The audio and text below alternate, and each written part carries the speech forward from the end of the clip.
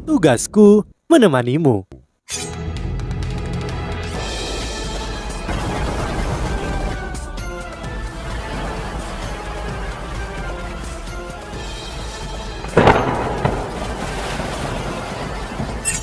Hai sahabat Pasuk, kembali lagi bersama alur cerita versi novel Solen 2 Sekte Tang yang tak tertandingi.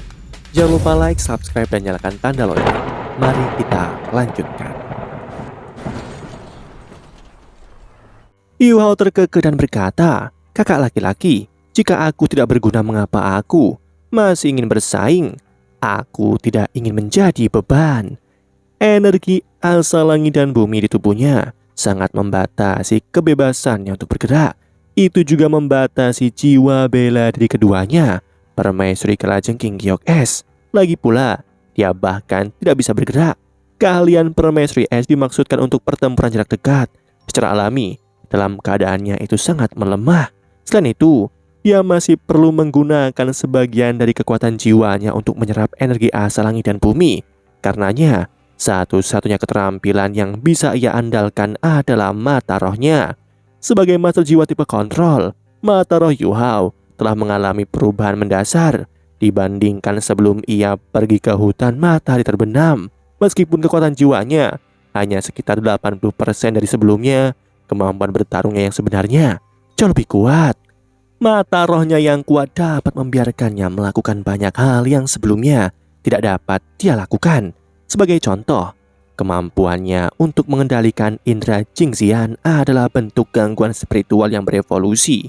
Gangguan spiritualnya sekarang hampir menjadi domain. Dengan jiwa bela diri mata rohnya, Yu Hao dapat dengan mudah melampaui master jiwa lain dari tingkat yang sama. Selain itu, dia masih memiliki kekuatan tulang rohnya, dan dia masih bisa menggunakan sedikit kekuatan Permaisuri Es. Alat jiwa tipe terbang diaktifkan.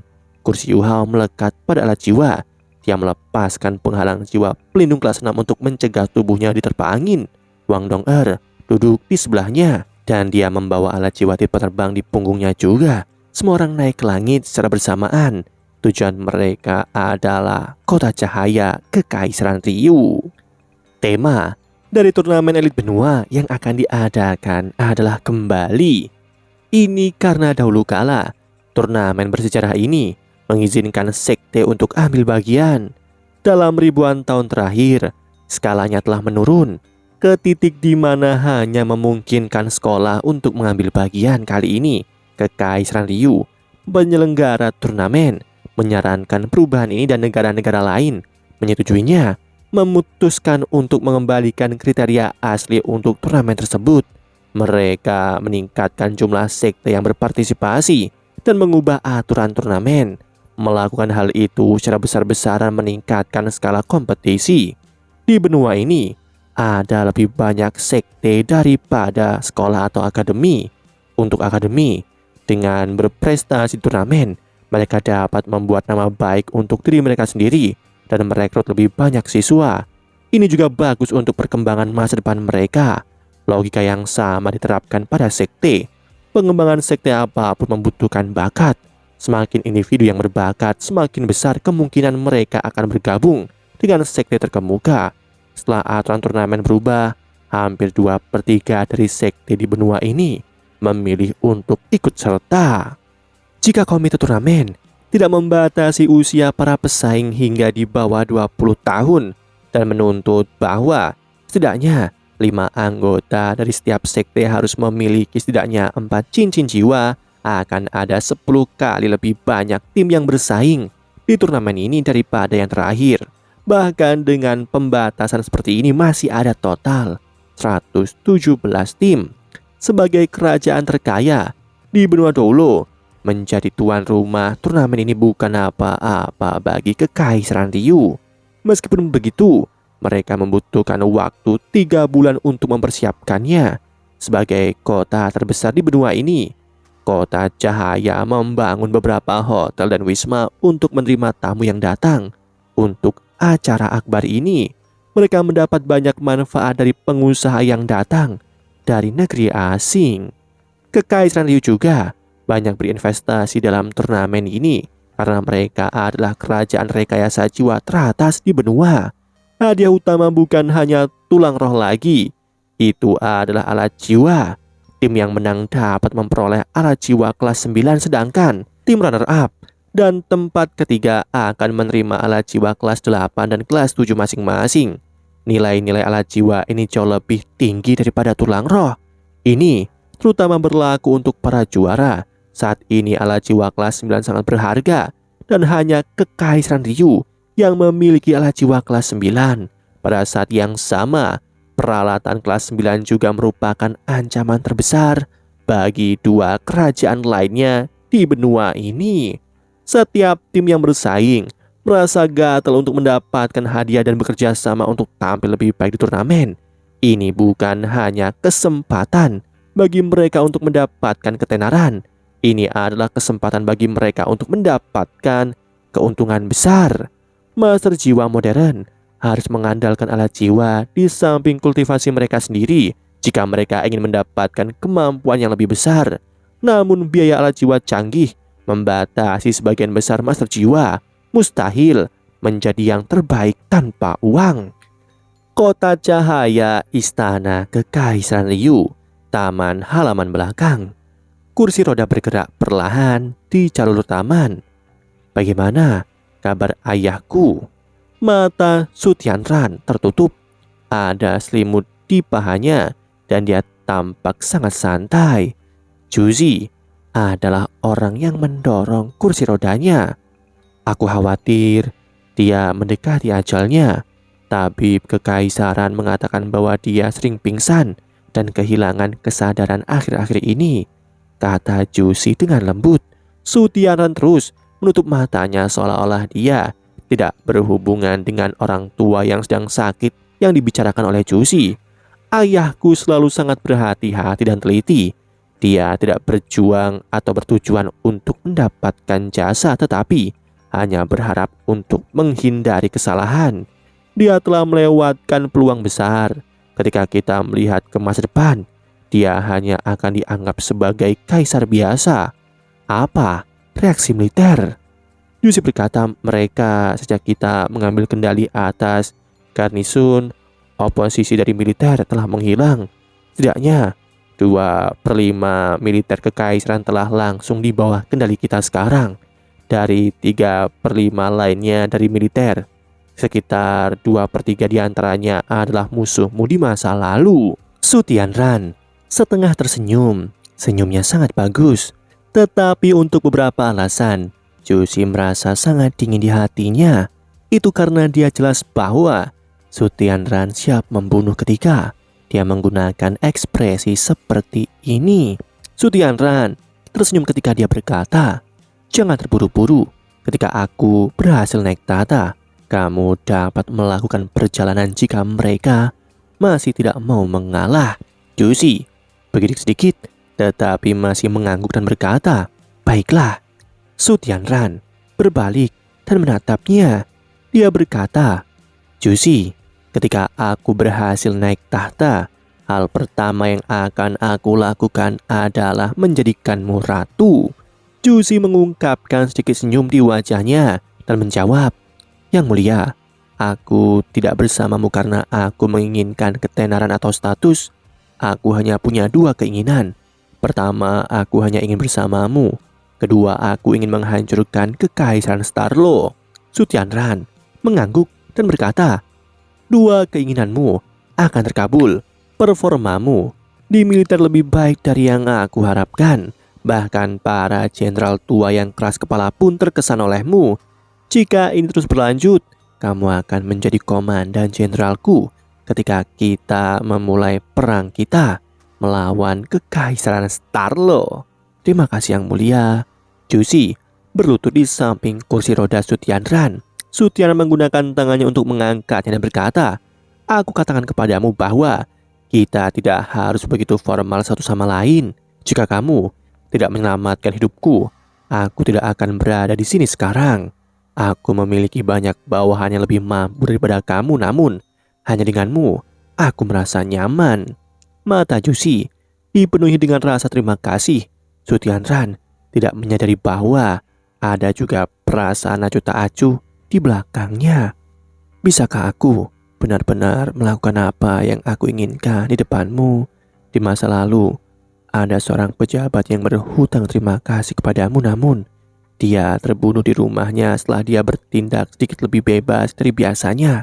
Dan aku adalah orang yang melakukan perintah pembunuhan padanya untukmu. Juzi mengerti karakter Su Tianran dengan sangat baik. Dia sangat ambisius. Hanya ada satu tujuan dalam hidupnya, yaitu untuk menguasai seluruh benua Doulo. Selain dia cerdas, ia memiliki toleransi yang besar dan cukup ganas. Meskipun dia cacat, dia memiliki semua kualitas yang diperlukan untuk berhasil. Namun dia menjadi lebih dingin dan tanpa ampun setelah kehilangan kakinya dan kemampuan jantannya. Bahkan Juzi tidak berani mendekati dia ketika dia mengungkapkan aura kekerasan dan pembunuhan. Juzi bahkan percaya dia adalah seorang maniak. Namun dia adalah seorang maniak yang sangat cerdas. Tetapi dia ingin membalas dendam. Dan karena itu, Juzi membutuhkan dukungan dari seorang maniak seperti Su Tianran. Namun dia tidak ingin mengikuti jejaknya. Itulah sebabnya dia bertindak sangat hati-hati di depannya, menyembunyikan perasaan sejatinya dengan sangat baik. Selain itu, ada orang lain di hatinya bersama dengan perasaan sejatinya. Orang itu adalah seorang pemuda yang pernah menderita luka serius karena dia. Persiapan untuk turnamen harusnya sudah dilakukan, kan? Apakah kepala aula Hong Chen sudah melapor kembali? Su Tianran terus bertanya Juzi. Telah menjadi perwira intelijen terpentingnya, ada satu hal yang tidak dibesar-besarkan oleh Su Tianran, dan itu adalah kepercayaannya terhadap Juzi. Juzi mengangguk dan berkata, "Kami sudah siap dan siap untuk pergi. Semuanya berjalan sesuai rencana." Su Tianran berkata, "Burung yang baik-baik saja hanya bertengger di pohon yang bagus. Aku harap mereka lebih bijaksana. Jika tidak, itu akan sangat disayangkan. Sudahkah tim Shrek tiba? Mereka adalah juara bertahan saat ini. Jika kecerdasannya benar, itu adalah kelompok yang sama yang menjadi juara di waktu sebelumnya. Jika ini masalahnya, kemungkinan mereka akan menjadi juara lagi. Sangat disayangkan. Akan sulit bagiku untuk mengalahkannya." Juzi sepertinya tersentak. Dia jelas ingat bahwa Yu Hao adalah bagian dari tim dari Akademi Shrek. Su Tianran berkata, "Lebih baik jangan menyentuh Akademi Shrek untuk saat ini. Biarkan mereka pergi. Aku akan memberikan wajah ini kepada Shrek. Aku akan melihat bunga api apa yang akan dibuat antara Shrek dan orang-orang kita. Oh ya, tolong undang Tuan Zhongli ke sini. Katakan padanya, aku punya sesuatu yang penting untuk dibicarakan dengannya." Ya, Juzi berdiri dan bergegas keluar. Su Tianran menutup matanya lagi dan sekali lagi mengenakan senyum santai di wajahnya. Dia tampak seperti sedang tidur siang. Kenyamanan, tenang, dan damai di taman mempesona. Kelompok dari Sekte Tang mendarat sekitar 100 km dari kota cahaya. Jika mereka menjelajah lebih jauh ke depan, mereka akan memasuki perbatasan kota cahaya. Sebagai ibu kota kerajaan rekayasa jiwa terbesar, mereka mungkin menjadi sasaran latihan sistem pertahanan kota jika mereka berani melanggar wilayah udara kota. Mereka tidak menemui bahaya dalam perjalanan ini, dan baru tiba setelah setengah hari perjalanan. Mereka menyalakan api untuk memasak. Meskipun semua orang merindukan masakan Yu Hao, mereka tidak bisa membiarkan orang cacat memasak untuk mereka. Jiang Nanan, Xiao Xiao, dan Wang Dong'er mengambil tanggung jawab sebagai koki. Adapun Jing Xian, meskipun dia seorang wanita, selain memegang pisau dan tombak, dia tidak tahu apa-apa tentang memasak. Dia hanya bisa bertindak sebagai asisten 3 koki. Jiang Nanan adalah yang terbaik dalam memasak di antara ketiganya. Meskipun Wang Dong'er telah belajar dari Yu Hao selama beberapa hari, tetap tidak dapat diandalkan dalam urusan ini. Yu Hao telah mendengar Su Sanxi menyebutkan bahwa Jiang Nanan berasal dari keluarga miskin. Dengan demikian, dia menjadi dewasa yang muda dan pandai melakukan pekerjaan rumah tangga. Dan ternyata itu benar. Mereka telah mempersiapkan dengan cukup sebelum berangkat ke turnamen ini, membawa cukup banyak bahan dengan Yu Hao di sekitarnya. Mereka tidak khawatir tentang kesegaran bahan, karena dia adalah pemilik kekuatan jiwa es pamungkas. Yu Hao diberi makan oleh Wang Dong'er tentu saja. Dia memberinya makan dengan sendok dan tidak melalui mulutnya. Lagi pula ada banyak orang di sekitar mereka sekarang. Susansi menatap Yu Hao saat Wang Dong-er memberinya makan. Dia berbisik kepada Jiang Nanan, "Cintaku, tolong beri aku makan juga." Jiang Nanan membentak, "Berapa usiamu?" "3," kata Susansi dengan malu-malu. "Anyalah." Jiang Nanan meraung padanya dan memberinya kejutan. Dia dengan cepat melarikan diri dan menghindari tendangan terbangnya. Di sisi lain, hal yang sama terjadi lebih intim karena perbedaan karakter. Hecha itu menatap Xiao Xiao dengan tatapan lembut di matanya. "Kenapa aku tidak memberimu makan juga? Kamu makan terlalu sedikit. Lihat dirimu, kamu jadi kurus." Xiao Xiao tertawa dan berkata, "Aku tidak selemah itu. Aku bisa makan sendiri. Pergi dan makanlah. Kau semakin kurus." Jingxian memutar matanya saat dia menguping dari samping. "Kurus? Orang ini kurus? Bukankah dia setidaknya 300 kaki? Dia seperti gunung tapi dia memanggilnya kurus. Bagaimana dia memaksakan dirinya untuk mengatakan itu?" Mereka yang jatuh cinta benar-benar memiliki kecerdasan yang sangat rendah. Bahkan Jingxian merasa sangat tertekan. Sebagai subjek ujian pertama dari keterampilan Yu Hao yang diciptakan sendiri, dia trauma. Tanpa berurusan dengan trauma ini, dia bahkan mungkin tidak bisa menantangnya lagi di masa depan. Cicuo Chen bahkan lebih diam. Matanya tidak pernah bergeser ke depan dan ia selalu dalam kondisi termenung. Kadang-kadang dia akan mulai memberi isyarat dengan tangan kanannya seolah-olah dia mencoba meniru sesuatu. Semua orang menikmati makan siang mereka dalam suasana yang sangat santai. Mereka tidak terburu-buru. Masih ada 2 hari hingga batas waktu pendaftaran turnamen berakhir. Sebelum semua orang bangkit, kekuatan familiar dari deteksi spiritual Yu Hao dilepaskan. Sebuah gambar muncul di benak setiap orang. Meskipun deteksi spiritual Yu Hao menyajikan gambar rinci untuk semua orang, itu masih tidak dapat memproyeksikan warna apapun. Sementara mereka jauh, bayangan di benak mereka masih sangat jelas. Itu adalah resimen kavaleri. Total ada 14 orang dan mereka semua mengenakan jubah prajurit kulit hitam. Tunggangan mereka juga tidak biasa. Jingxian tidak bisa membantu tetapi berkata, itu adalah kuda Hornscale. Mereka benar-benar kaya." Kuda Hornscale adalah binatang buas. Mereka tidak pandai menyerang tetapi kekuatan pertahanan mereka agak tinggi. Karena mereka tidak pandai berkelahi, itu juga sebabnya mereka jarang muncul di hutan jiwa binatang. Mereka terutama tinggal di padang rumput. Mereka juga sangat cepat karena mereka bisa dijinakkan oleh manusia. Para bangsawan dari berbagai kekaisaran menjaga mereka sebagai hewan peliharaan. Dalam hitungan detik, resimen kavaleri dengan cepat muncul di depan 7 monster. 7 monster telah memilih tempat yang bagus untuk beristirahat. Tanahnya rata. Resimen kavaleri dengan cepat menemukan mereka. Penatua perlahan-lahan tersenyum. Dia bertanya, "Salam semuanya. Apakah kalian semua akan bersaing di turnamen?" BB berdiri dan berjalan beberapa langkah ke depan sebelum menjawab, "Ya, kami berasal dari Sekte Tang. Kami akan pergi ke kota cahaya untuk turnamen." "Hah? Sekte Tang?" Penatua tertegun. Dia tampaknya tidak memiliki kesan mendalam tentang sekte ini dalam benaknya. Butuh beberapa waktu sebelum dia mengingat. "Oh, ini sekte yang sangat kuno. Kami berasal dari Sekte Armor Surgawi.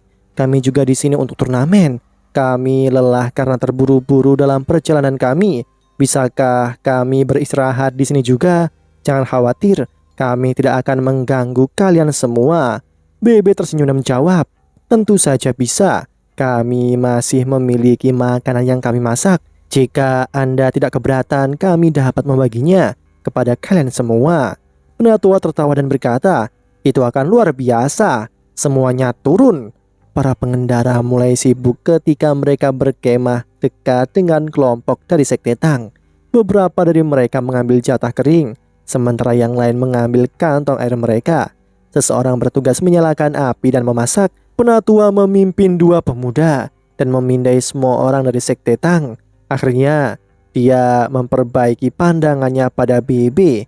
Dari bagaimana BB bereaksi sebelumnya, Dia bisa mengatakan bahwa dia adalah pemimpin kelompok ini. Namun ia meremehkan sekte Tang karena penemuan ini.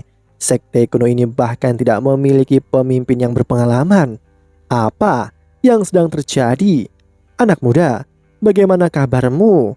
Aku Han Zanhu dari Sekte Armor Surgawi.